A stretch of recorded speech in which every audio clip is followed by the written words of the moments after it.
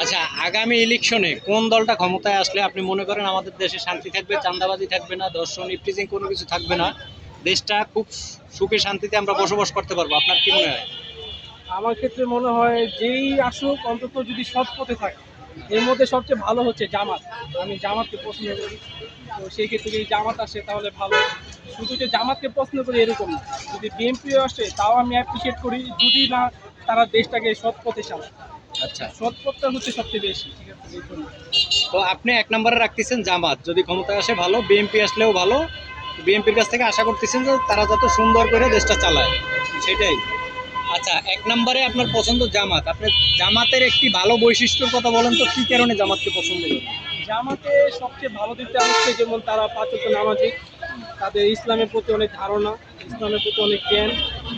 তার চেয়ে বড় কথা, যেমন আমাদের ইসলামে বলা আছে যে চুরি করলে হাত কেটে দাও। ইভেন তারা সেটা মান্যও করে, আমিও দেখছি ক্ষেত্রে। তো জামাতের এইসব বিষয় আমার খুব ভালো লাগে। মানে তাদের ভিতরে সততা আছে, এটা হ্যাঁ, বলতে চাচ্ছেন? আচ্ছা, আচ্ছা, জামাত আসুক আর বিএনপি। আমাদের দেশে মূলত হচ্ছে সবচেয়ে ব্যাড থিংটা হচ্ছে কি যে আমাদের পলিটিক্সটা ঠিকই থাকে কিন্তু দুর্নীতিটা ঠিক থাকে না।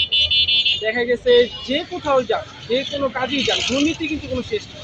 বন্ধ এই হয়। জন্য হ্যাঁ, অবশ্যই এই জন্য কিন্তু আমাদের দেশটা সবসময় পিছিয়ে থাকে।